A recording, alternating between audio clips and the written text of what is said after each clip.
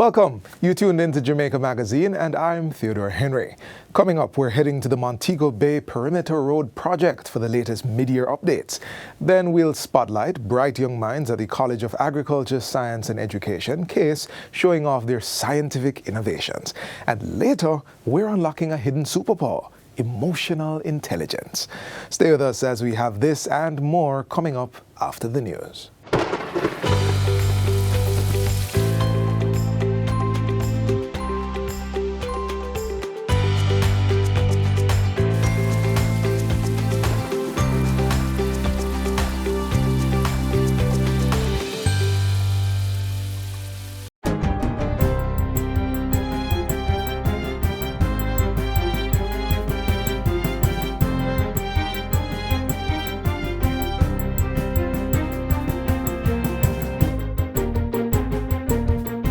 Good day, I'm Lisa Rowe and this is your JIS News for Wednesday, October 15, 2025.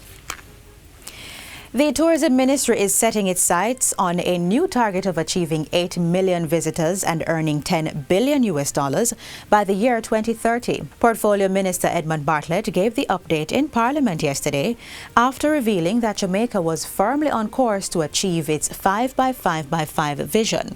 The goal set in 2020 is a vision to have 5 million visitors travel to the island with earnings of $5 billion by the year 2025.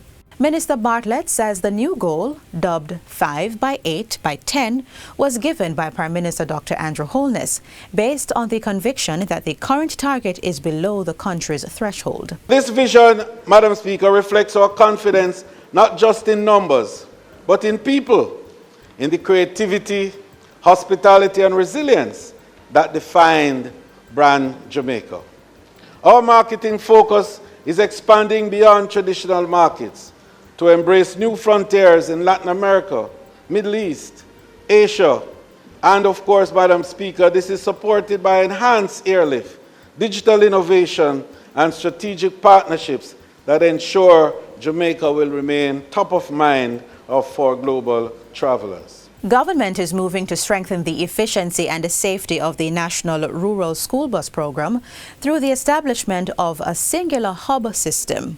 The hub will connect all school regions under one central platform, ensuring that operations are not carried out in isolation. Minister of Transport Darrell Vaz says the system will allow for real-time monitoring of all school buses island-wide. The SBMS will bring significant advancements to the program by enabling efficient route planning with each school zone or region.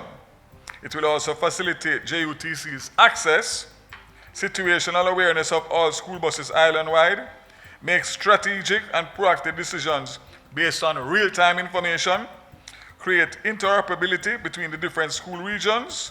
This will be in alignment with the proposed maintenance plan utilizing the 4 pillars and reduce response time in the event of an emergency. The bus operating headquarters is scheduled to be completed and operational by November 1st, 2025.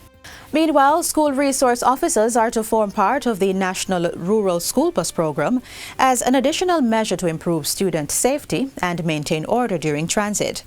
The Transport Minister says the officers, who will act as law enforcement monitors, will be assigned to buses with the task of helping to manage student behavior and respond to emergencies. So I want to say it's not limited to the spats between the students, We have had medical incidents on the buses where students have passed out.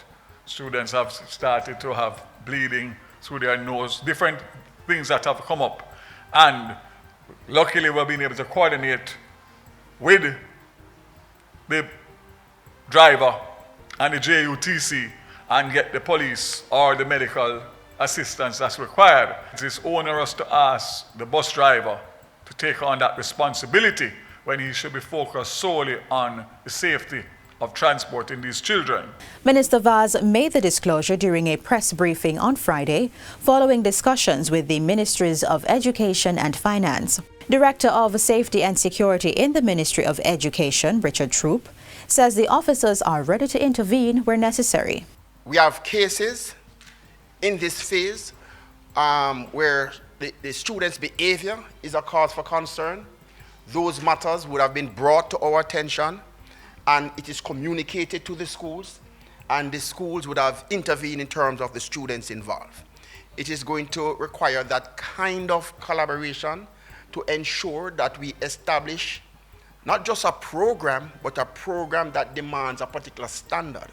And the standard must be consistently monitored, maintained, and ensure that kind of continuity. 263 school leaders have successfully completed professional training through the National College for Educational Leadership, NCEL. The aim is to strengthen leadership across Jamaica's education system, and the graduation ceremony was held at the AC Hotel by Marriott in Kingston. Of the group, 44 completed the Inclusive School Leadership Training Program, 88 earned the Professional Qualification for Aspiring Principals Program, and 131 graduated from the Effective Principals Training Program. NCEL Interim Director, Principal Kerif Clark, commended the graduates for their dedication to improving school leadership, pointing out that development was an ongoing journey. We should always be cognizant that as leaders, we are all on a leadership journey, and so professional development is continuous. We must all continue to expand our knowledge base while improving and honing our leadership practices and dispositions. Jamaica has launched a red snapper cage culture project aimed at boosting the sustainable cultivation of the fish and strengthening the country's aquaculture sector. The initiative, valued at $400,000, is being implemented jointly by the National Fisheries Authority, NFA, and the Food and Agriculture Organization, FAO, in collaboration with St. Kitts and Nevis and St. Lucia. The project is being conducted at the NFA's Bowden Research Station in St. Thomas. During a tour of the facility earlier this week, Chief Executive Officer of the NFA, Dr. Gavin Bellamy, told JIS News that the goal was to increase marine stocks while making local fish more accessible and affordable. Also, this helps us to reduce the stress initially on our reef fisheries, allowing our reef fisheries to rejuvenate, to increase sustainability, for reintroduction of certain species. So this fits into the whole face of food that the minister has always been speaking about. If we do this correctly, we can do import substitution and go into export. Assistant FAO Representative for Jamaica, the Bahamas and Belize, Rosalind Jackson-Richards, says the organization looks forward to continued collaboration with the Ministry of Agriculture, Fisheries and Mining. It is envisaged that the FAO will continue to partner with the Ministry of Agriculture, Fisheries and Mining in making sure that this project doesn't just remain as a pilot, but we can explore expanding the expansion of the project in years to come. The Bowden Research Station is also actively engaged in research on sea moss and oyster production to further contribute to Jamaica's blue economy and food security efforts. And finally, the Speaker of the House of Representatives, Juliet Holness, has been appointed to serve on the Commonwealth Parliamentary Association CPA's International Executive Committee as a representative for the Caribbean, Americas and Atlantic region. The appointment took effect on October 12, following the Commonwealth Parliamentary Conference held in Barbados. A statement from Gordon House says this places Jamaica at the heart of the CPA's global leadership for the next 3 years. This as the Speaker joins a select group of parliamentarians responsible for shaping policy and advancing parliamentary democracy across more than 180 national and subnational legislatures worldwide. As regional representative, Mrs. Holness will also serve as a member of the CAA Regional Executive Committee, working to represent the CPA's values and objectives at regional and international forums. The CPA network extends to over 17,000 parliamentarians across 9 regions. The Speaker's appointment underscores Jamaica's continued leadership and active participation in advancing democratic values and interparliamentary collaboration within the Commonwealth. And that's it for JIS News Today. I'm Lisa Rowe. Thanks for watching.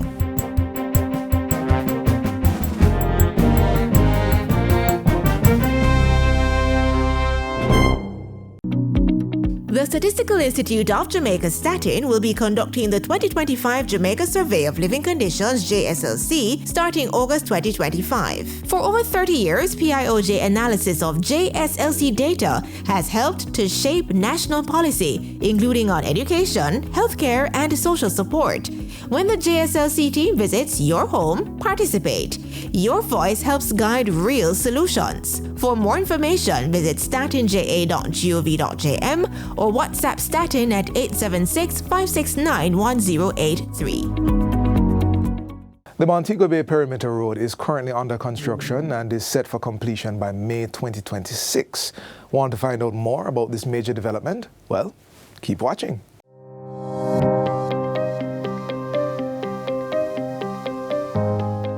Montego Bay, St. James, the tourist and commercial hub of Western Jamaica, attracts thousands of visitors each year with its rich culture and thriving business sector. The government is ensuring that the city continues to develop in a structured manner. Transforming the road infrastructure and mobility in and around Montego Bay is one of these avenues. In steps, the Montego Bay Perimeter Road project, a $274 million infrastructure program.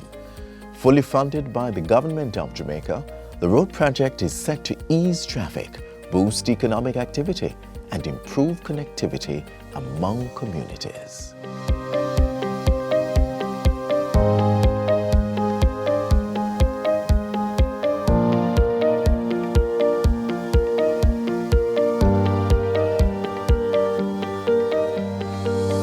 Anchored by Jamaica's longest bridge, 30 meters high and 180 meters long, the new highway will open doors for business, housing, and faster commutes.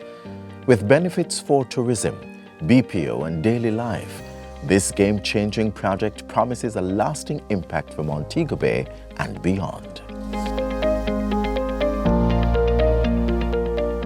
The Montego Bay Perimeter Road project is a $274 million project in which the government of Jamaica is the employer, Ed Rock is the engineer, and China Harbour Engineering Company Limited is the contractor. Meanwhile, SJE Consultants manages the day-to-day project implementation and oversight. The project involves a number of sub-projects, including the Montego Bay Bypass, the Long Hill Bypass, and upgrades to Barnett Street and West Green Avenue. The project is on track to be completed in May 2026.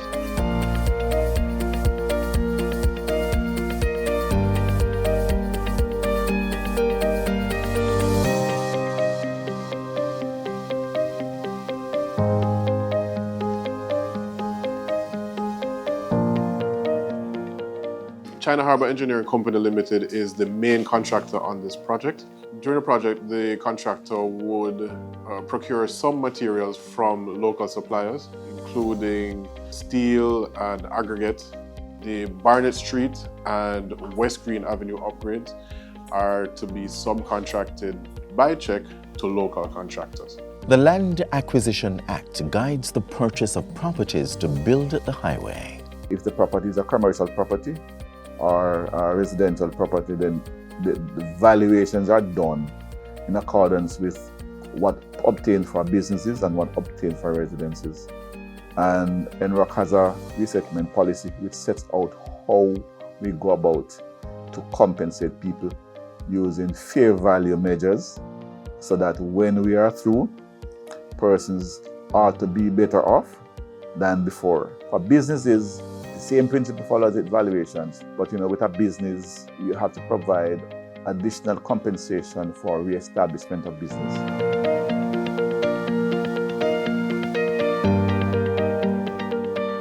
We did an environmental impact assessment as part of the planning process, and that captures most of the underground information, both in terms of the biological information and social information. So we look at flora, fauna, plants, animals. We look at the rivers and streams, and then we look at the communities that are within close proximity to the highway.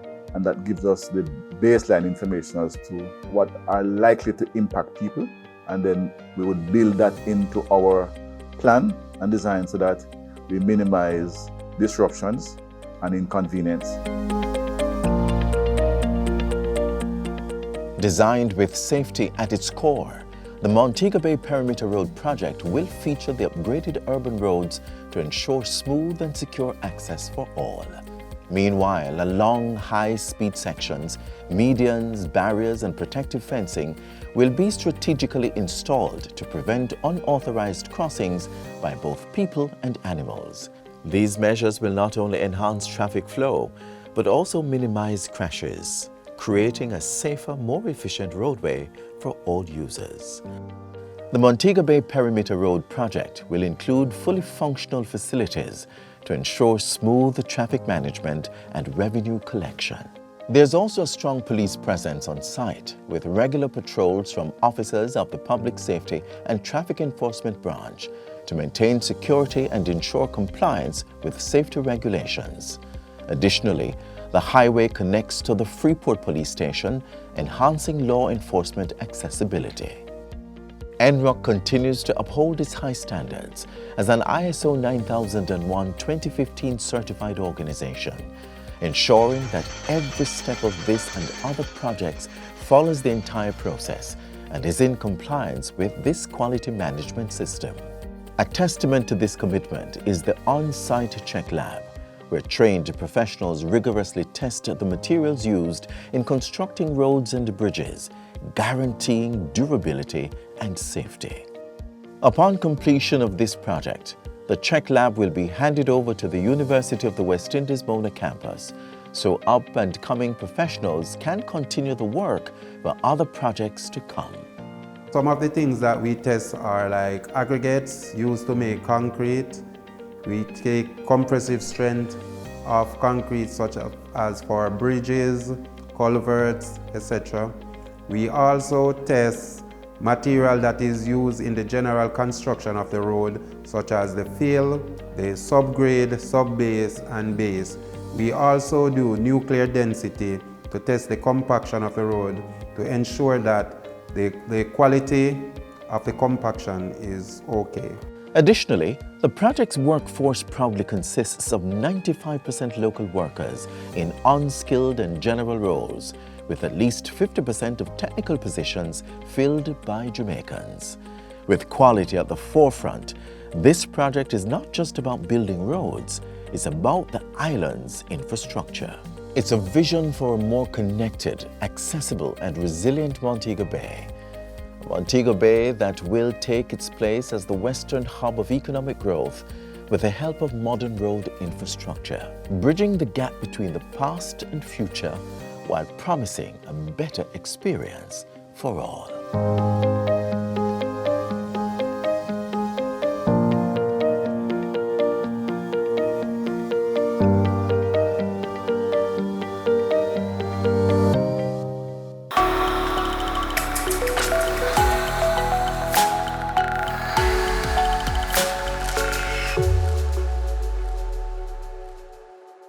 CASE hosted its 2025 Research Day earlier this year, and the students did not disappoint.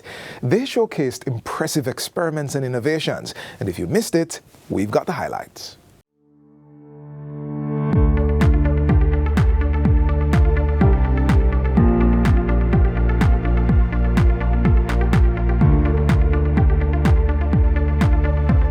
Each year, the College of Agriculture, Science and Education, better known as CASE, opens its doors to a world of innovation through its highly anticipated Research Day.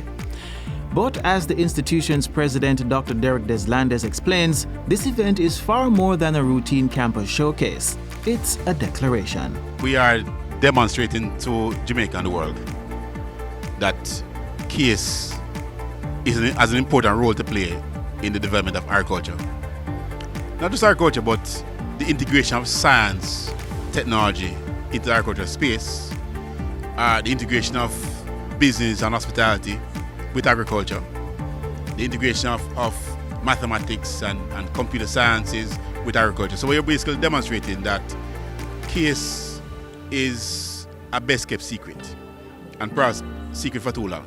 Research Day exposes that secret with its exciting display of cutting-edge projects from students and faculty. Here is how it works.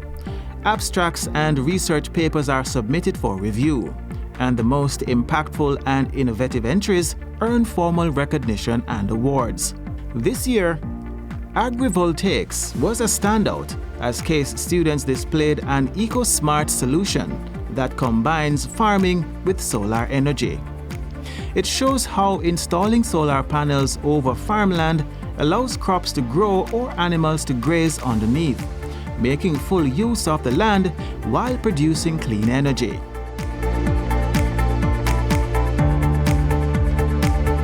What they have done is that they have shown that it can work.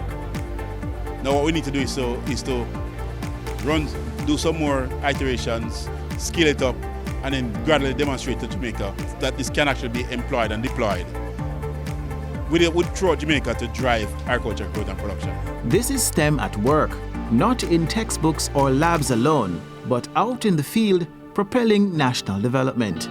We are STEM in action. We're not waiting for STEM to come on us. We are hoping to drive STEM in a way that will show to Jamaicans and to farmers and to the world how you integrate technology into what we do in a very practical and pragmatic way. With the growing urgency around food security and sustainable agriculture, the themes of innovation and integration ring louder each year. CASE is stepping out of the shadows from quiet leader to national force.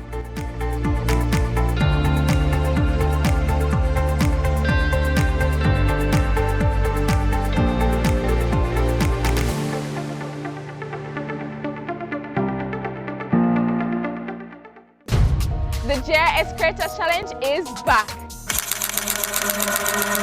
What's unique about my parish, Salt River, every Saturday morning? It's the heartbeat of Jamaica, one capital city. What do I like about Manchester?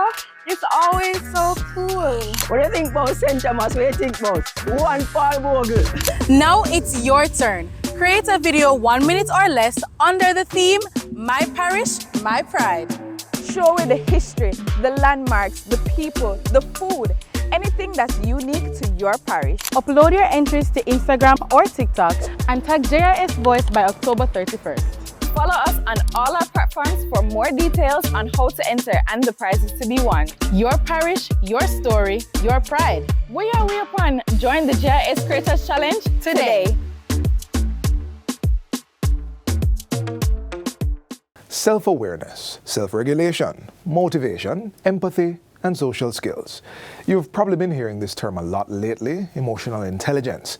People who tap into it are not only able to manage their own emotions, but also connect with and understand those of others around them.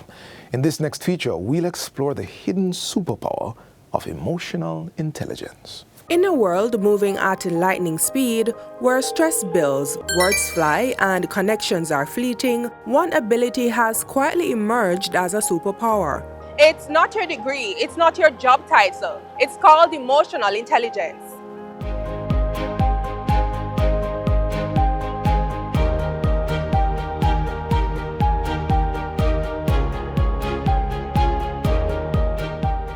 Emotional intelligence, simply put, is the ability to regulate one's emotion and to be sensitive to the emotions of others. Emotional intelligence, or EQ as it's also called, isn't just a feel-good phrase.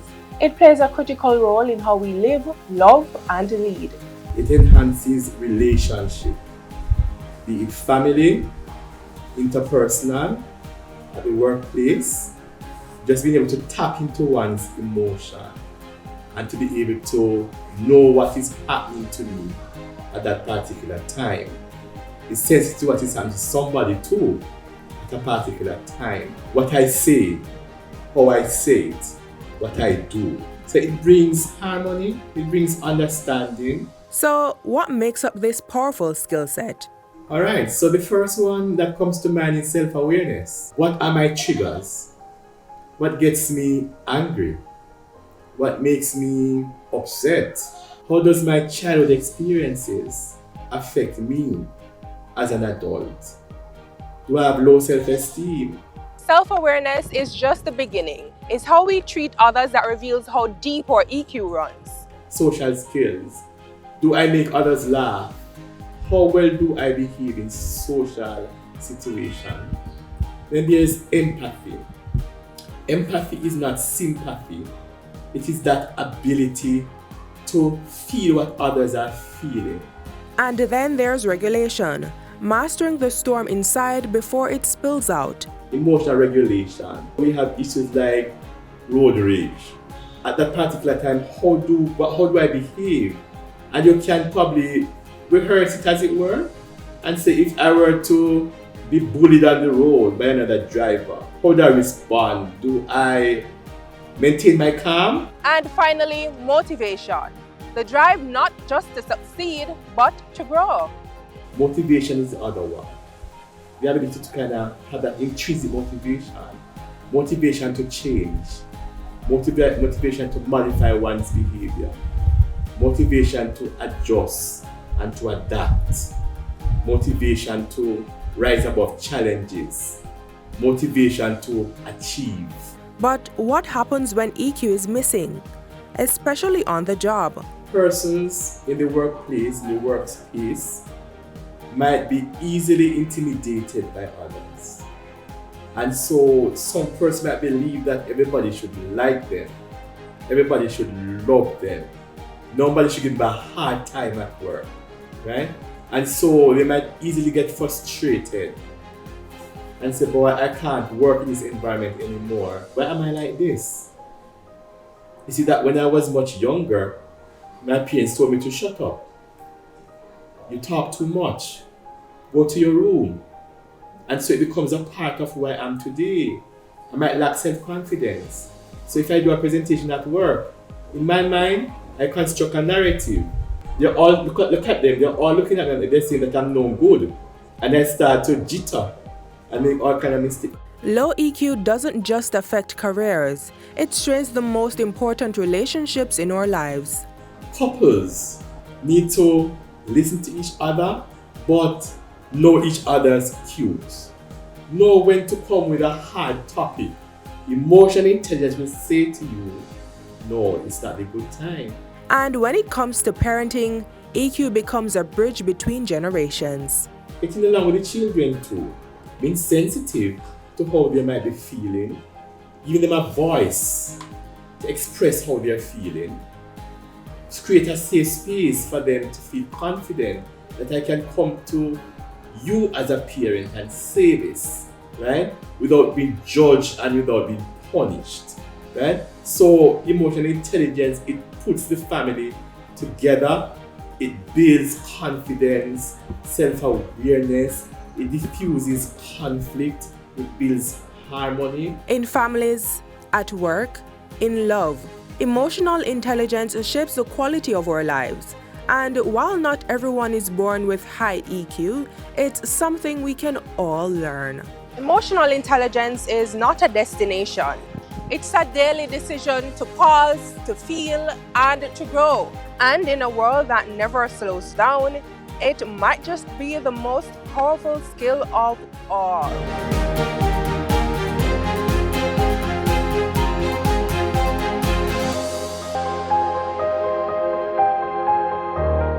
As you go through the rest of the week, remember that emotional intelligence allows us to respond rather than just react. We're at the end of today's show, but be sure to join us again tomorrow for another lineup geared towards providing you with information on the government's policies and initiatives for building a better Jamaica. You may visit our website, jis.gov.jm, to rewatch this show or to catch up on the others we have on the site. I'm Theodore Henry, telling you thanks for watching from our production team here at the JIS.